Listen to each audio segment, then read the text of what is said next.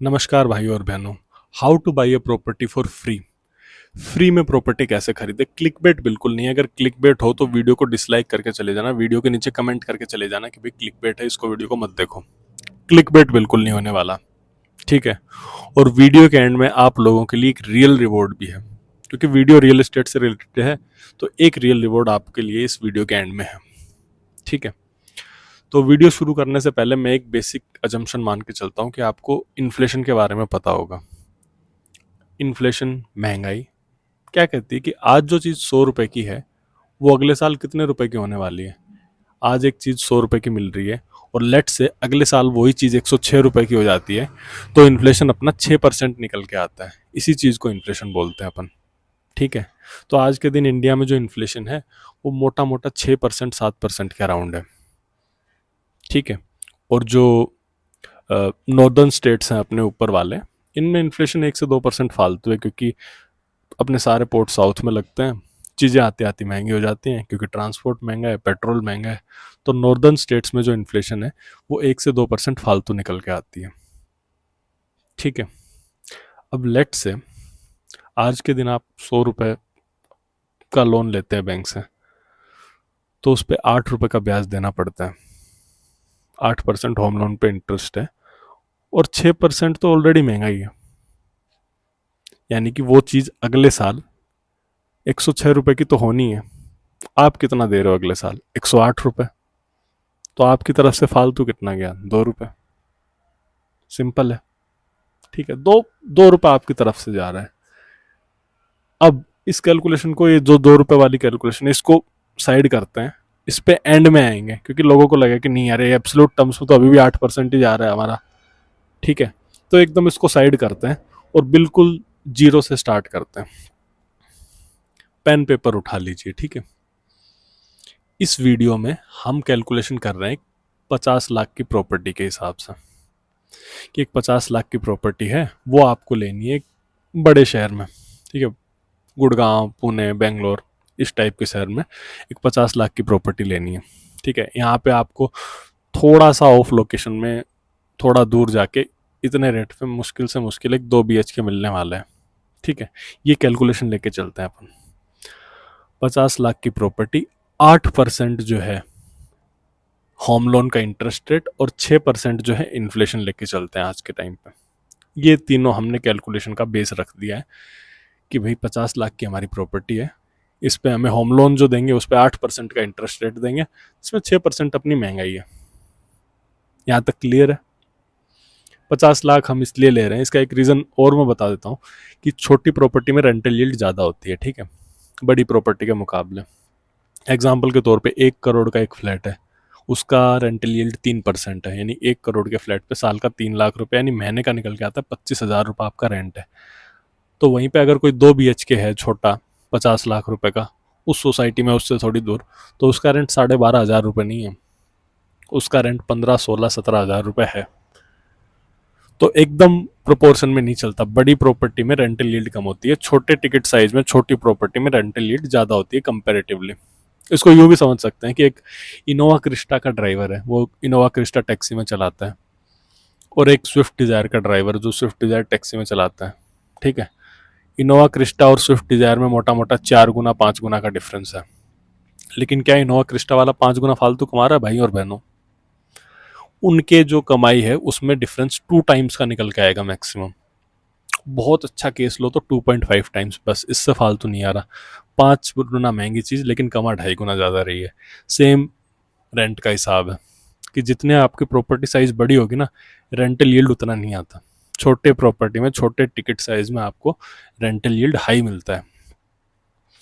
तो इस कैलकुलेशन में हम 4% अपना 50 लाख की प्रॉपर्टी का रेंट लगा के चलते हैं कि 50 लाख की प्रॉपर्टी है तो उसका 4% रेंटल यील्ड अपने को आएगा, ठीक है। एक अजम्पशन और लेके चलते हैं कि भाई हमने 50 लाख की प्रॉपर्टी तो ले ली, हम सिर्फ इसका इंटरेस्ट पे आउट करेंगे, हमें नहीं देना इसका प्रिंसिपल। यानी 50 लाख की प्रॉपर्टी है तो हम उसका सिर्फ इंटरेस्ट जो 8% है ना वो पे आउट कर रहे हैं, प्रिंसिपल हम आखिरी तक रखेंगे, प्रिंसिपल हमें पे नहीं करना, ठीक है। तो 50 लाख की प्रॉपर्टी पे आप सिर्फ इंटरेस्ट पे आउट की कैलकुलेशन लेके चलते हैं, ठीक है। अब आ जाओ कैलकुलेशन पे। 100% है, मतलब 100 रुपए की चीज़ है, 8 रुपए उस पर ब्याज है और 4 रुपए उससे रेंट आ रहा है, तो आपकी तरफ से कितना जा रहा है इफेक्टिवली? 4 रुपए जा रहा है। ठीक है। अब एक कैलकुलेशन ये भी है कि मोटा मोटा 7 से 8 साल में रेंट्स डबल होते हैं। किसी साल ज़्यादा बढ़ते हैं, किसी साल कम भी बढ़ते हैं, लेकिन 7 से 8 साल में रेंट्स प्रॉपर्टी के डबल होते हैं। एक प्रॉपर्टी जिसका रेंट आप आज दिन 20,000 रुपये दे रहे हो, वही प्रॉपर्टी आप 8 साल बाद रेंट पे लोगे तो there is a very high probability कि उसका रेंट 40,000 प्लस पाएगा। ठीक है। इस साल का रेंटल यील्ड अगर आप देखें तो इस साल का तो रेंटल यील्ड 20 से 30% भी बढ़ा है। 2023 अक्टूबर के आप सर्च करके देख सकते हैं। बेंगलोर में रेंट्स देख लो कितने बढ़े हैं, गुड़गांव में देख लो, द्वारका एक्सप्रेसवे पे तो 40-40, 50-50% रेंट्स बढ़े हैं इस साल। लेकिन मैं एक बेस्ट केस सिनेरियो लेके नहीं चल रहा। अजम्पशन के लिए यही मान के चलते हैं कि रेंटल यील्ड्स जो है वो 7 साल में 8 साल में डबल हो जाती हैं। ठीक है। तो आज जो रेंट आपको 4% मिल रहा है वो 7 साल बाद कितना? 8% हो जाएगा। उसके 7 साल बाद कितना? 8% था 16% हो जाएगा।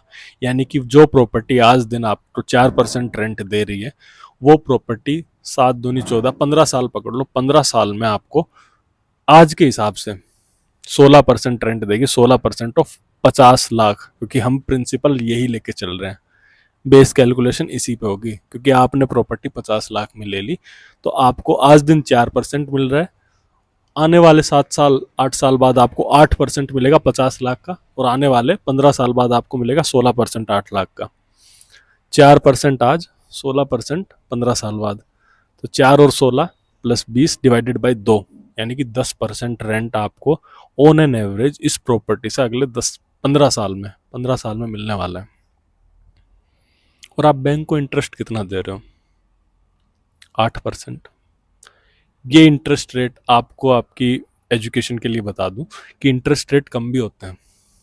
2011-14 में इंटरेस्ट रेट होम लोन पे जो थे वो 10% से ऊपर थे, आज दिन 8% है। कोविड में तो 7% भी गए थे, बट बेटर केस के लिए इंटरेस्ट रेट जो है 1990s में जो थे उस टाइम पे इंटरेस्ट एफडी पे 15-15, 20-20% तक भी मिलता था, लेकिन आज के टाइम पे इंटरेस्ट रेट 7% है। ऐसे ही होम लोन पे भी उस टाइम पे इंटरेस्ट रेट बहुत ज़्यादा थे, आज के टाइम पे कम है, क्योंकि मार्केट में पैसा बहुत है, बैंक्स पैसा छापते हैं, तो वो कम इंटरेस्ट रेट पे देने के लिए तैयार भी रहते हैं। आने वाले टाइम में ये इंटरेस्ट रेट 8% से नीचे भी जाएगा। बट सेफ एंड के लिए सारी कैलकुलेशन मैं अपने अगेंस्ट यूज़ कर रहा हूँ। ठीक है। पहली बात कि इंटरेस्ट रेट में अपनी कैलकुलेशन के लिए 8% स्टेगनेंट मान के चल रहा हूँ। दूसरी बात, इसमें एटीई जो अपना एटीई होता है सैलरीड लोगों के लिए, जो एक होम लोन पे उनको अपने टैक्स में जो रिबेट मिलता है, वो मैं अभी साइड रख रहा हूँ। ठीक है। उसको भी मैं लास्ट में डिस्कस करूँगा। इतनी बेहतरीन कैलकुलेशन निकल के आएगी लेट से, लेकिन अभी के लिए यही कैलकुलेशन हम लेके चल रहे हैं।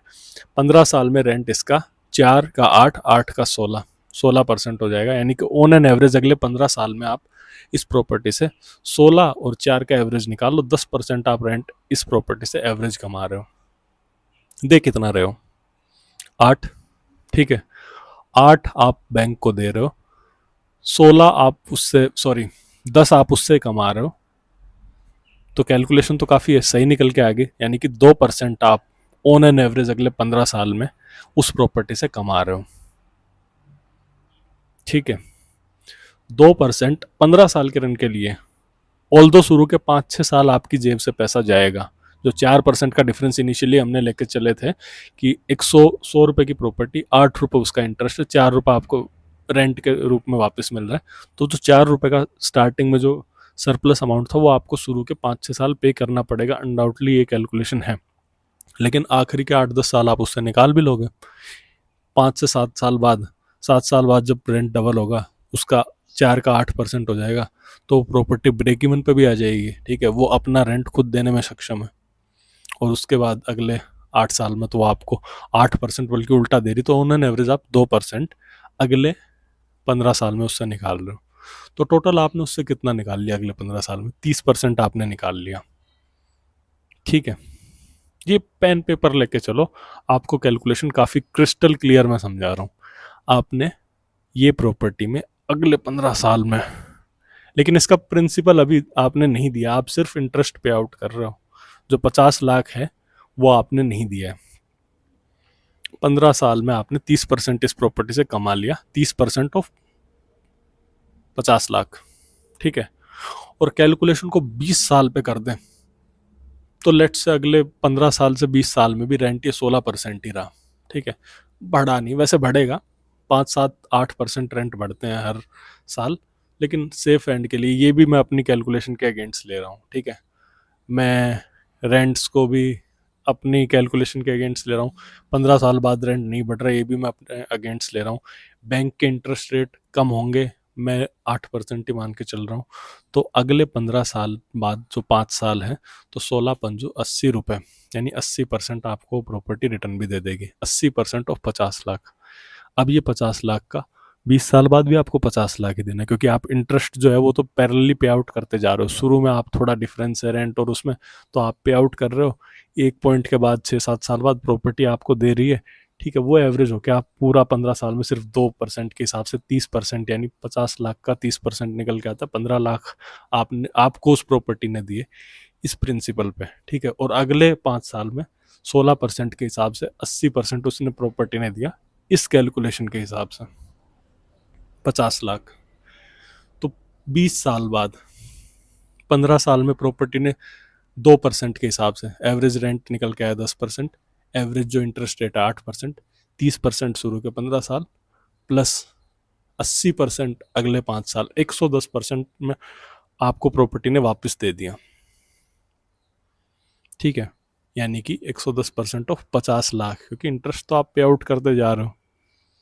तो मोटा मोटा 20 साल बाद आपकी प्रॉपर्टी फ्री पड़ गई। फ्री बोले तो 100 रुपए की प्रॉपर्टी उसने 110 रुपये दे दिए 20 साल बाद तक, ठीक है। कैश फ्लो पॉजिटिव वो हो गई थी 6 से 7 साल बाद ही, क्योंकि रेंट 4 से 8% हो गया था। तो उस टाइम पे आपके जेब से कोई पैसा नहीं ले रही थी वो। शुरू के 6 7 साल आपको देने पड़ेंगे, 4 का जो डिफरेंस है ना, ये आपको पे आउट करना ही पड़ेगा। लेकिन बाद में जब वो प्रॉपर्टी कैश फ्लो पॉजिटिव हो गई, तो वो प्रॉपर्टी अपना खुद से रेंट निकाल सकती है। थोड़े टाइम बाद वो पैसा आपको उल्टा देना स्टार्ट कर देती है, ठीक है। ये कैलकुलेशन है, सिंपल सी कैलकुलेशन। इसमें एक चीज़ मैं अभी भी बता देता हूँ, ये आप गूगल भी कर लेना, ठीक है। एवरेज जो है, ये बैंक का डेटा है, मैं अपनी तरफ से नहीं बता रहा। होम लोन लोग 20 साल का अगर लेते हैं तो 20 साल तक नहीं रखते, 7 साल में वापस कर देते हैं, 8 साल में वापस कर देते हैं। 9 साल से ज़्यादा होम लोन लोग नहीं चलाते अपना। ये बैंक्स का डेटा है, 9 साल में मैक्सिमम लोग अपना लोन वापस चुका देते हैं, क्योंकि सैलरी बढ़ती है, इंक्रीमेंट आते हैं, लोगों के बोनस आते हैं, लोगों के पेरेंट्स रिटायर हो जाते हैं, ठीक है। पेरेंट्स रिटायर आ गए, कुछ ना कुछ प्रॉपर्टी कहीं बिक गई, तो वो सब सब सेटल कर देते हैं। वो जो कैलकुलेशन है 20 साल तक नहीं चलती, 8 9 साल पे सेटल हो जाती है, ठीक है। दूसरी बात जो मैं कह रहा था, ये सैलरीड लोगों के लिए, और बहुत बड़ी बात है, अगर आप 50 लाख की प्रॉपर्टी लेते हैं मियाँ बीबी, ठीक है, दो लोग मिलके 50 लाख की प्रॉपर्टी पे 5 8 40 4 लाख रुपए आपका ब्याज बनता है। 2 लाख आपका, 2 लाख 5 का, 2 लाख के पे 30% के हिसाब से 60 60 हज़ार आपको टैक्स में रिबेट मिल जाता है। यानी 1,20,000, यानी कि 1 लाख भी अगर पकड़ के चलते हैं ना, तो 2% आपको रिबेट मिल रहा है हर साल। आगे आगे वो कम भी होता जाएगा, क्योंकि आपका लोन आप पे ऑफ करते जाओगे तो, लेकिन 2% आपको टैक्स में भी रिबेट मिल जाता है। अब जो स्टार्टिंग मैंने बताया था, जो 2 रुपए का डिफरेंस था, 100 रुपए की चीज़ 106 की होनी इन्फ्लेशन के हिसाब से, और 108 आप बैंक को दे रहे हो, जो 2 रुपए है वो यहीं से निकल जाएगा। यानी कि चीज़ तो आपको शुरू से ही फ्री की चल रही है। लेकिन इस कैलकुलेशन को थोड़ा साइड करते हैं। ये जो कैलकुलेशन है रेंट वाली, ये आपको कोई नहीं बताएगा कि 4% का जो रेंट है वो 7 से 8 साल में डबल हो जाएगा आपका, अगले 8 साल में और डबल हो जाएगा। 16% रेंट 50 लाख की प्रॉपर्टी का, 16 पंजू 80, यानी कि मोटा मोटा 65 70 हज़ार रुपये महीना। सुनने में आज के टाइम पर मुश्किल लग रहा है ना, 20 साल लगेंगे इसको हजम करने में कि हाँ भाई इतना रेंट हो जाएगा। 1990s में जो प्रॉपर्टी ली थी, एग्जाम्पल के तौर पे बताता हूँ, बहुत बेहतरीन एग्जाम्पल है। डीडीए जनकपुरी में एलआईजी के फ्लैट 1989 के करीब आए थे। उस टाइम पे उनकी कीमत थी 3 लाख रुपए, ठीक है। और वो जो 3 लाख का फ्लैट है, आज के दिन उसका जो रेंट है वो 4.5 लाख रुपए साल का है। यानी कि रेंटल यील्ड उस टाइम पे देखा जाए जिसने 3 लाख का लिया है, उसको रेंटल यील्ड 150% मिल रही है इन लेस देन 35 ईयर्स। अब उस बंदे को अगर आप उस टाइम पे बताओ कि ये जो रेंट है आज के टाइम पे, उस टाइम पे जो भी 4-5% के हिसाब से मैंने कहा 1,000-1,200 रुपये था, उस बंदे को उस टाइम पे बताओ कि इस प्रॉपर्टी का रेंट आने वाले टाइम में 40,000 रुपये हो जाएगा, वो बंदा थोड़ी मानेगा उस चीज़ को। लेकिन आज के टाइम पे 20 उसको 35 साल लगे ये चीज़ रियलाइज़ करने में, तो आप लोग क्यों नहीं रियलाइज़ कर पा रहे कि जो रेंट 4% है 16% क्यों नहीं होगा? अच्छे शहर में लोग 100% रेंट बढ़ना ही है, 7 साल में रेंट डबल हो जाता है। ये कैलकुलेशन आप गूगल कर लो, ठीक है। मोटा मोटा इस कैलकुलेशन के हिसाब से हैंस प्रूव्ड कि आप एक प्रॉपर्टी अगर खरीदते हैं तो ओवर द नेक्स्ट 20 ईयर्स, जिसमें हर कैलकुलेशन मैंने अपने अगेंस्ट ली है, मैंने ना तो बैंक्स के इंटरेस्ट रेट जो कम होंगे, क्योंकि ट्रेंड है 1990s में यहाँ थे, 2000 2010 2020s में यहाँ पे चल रहे हैं, एक डाउनफॉल आया, आगे आगे और भी आएगा, ठीक है। ये सारी कैलकुलेशन मैंने अपने अगेंस्ट लिए, ना मैंने टैक्स में जो रिबेट मिलता है वो काउंट किया, ठीक है। तो ये सब लगा के आपका फ्लैट लेस देन 20 ईयर्स में फ्री पड़ जाएगा आपको। और अब आपके लिए एक फाइनल रिवॉर्ड, जो मैंने स्टार्टिंग में बोला था कि एक बहुत बड़ा रिवॉर्ड, जो 50 लाख की चीज़ है आपने 50 लाख में ले ली, ठीक है। 20 साल बाद वो चीज़ 50 लाख की नहीं है, कितने की है? कमेंट में बताना, ठीक है। यही आपका रिवार्ड है। मोटा मोटा प्रॉपर्टी में अप्रिसिएशन 7 से 8% मान के चलते हैं, तो कितना निकल के आएगा आप कमेंट सेक्शन में बताना। करोड़ों में हो जाएगी ये चीज़ आपकी, ठीक है। तो यार आपको ये वीडियो कैसा लगा आप मेरे को ज़रूर बताइए, अगर क्लिक बेट लगा तो भी बताइएगा, ठीक है। मैं एज अ पॉजिटिव फीडबैक इसको लूँगा। और अगर आप ऐसे ही और वीडियो चाहते हैं ना, तो चैनल को सब्सक्राइब कर दीजिए।